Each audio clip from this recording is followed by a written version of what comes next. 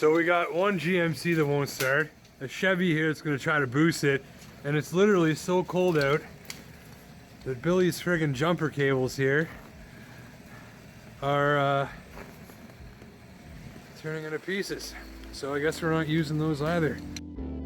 Now, on the coldest mornings of the year, many of us will use something like a block heater or an oil pan heater to help make life easier for our engines so that they'll actually start. But what if you haven't got a plug?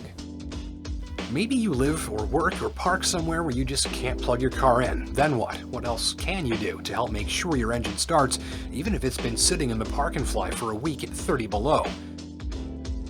There are two main tips to keep in mind according to several experts I've questioned on the topic.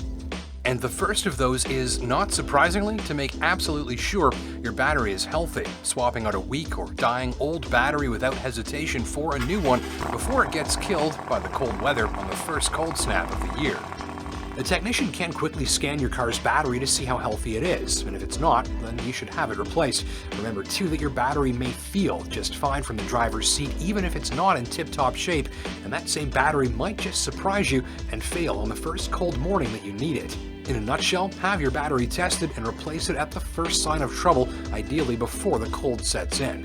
And the second tip is synthetic engine oil, which you might be using already. And if you've got an older car and you're trying to keep costs down, synthetic oil might be overkill, and it is a fair bit pricier, but even just using it for the winter might make the difference between, say, having to call a tow truck or not.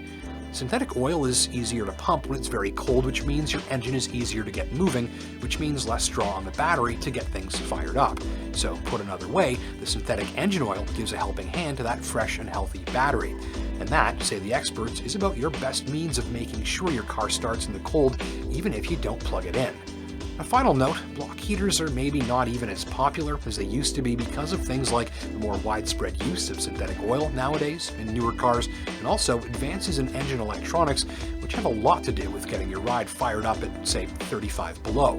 Like my car, which the dealer insisted did not need a block heater because of the type of synthetic oil it uses, and so I never had one installed. And because of that, I get up early on all of the cold mornings I can to try and start it, and so far, that always seems to go something like this. Thanks for watching.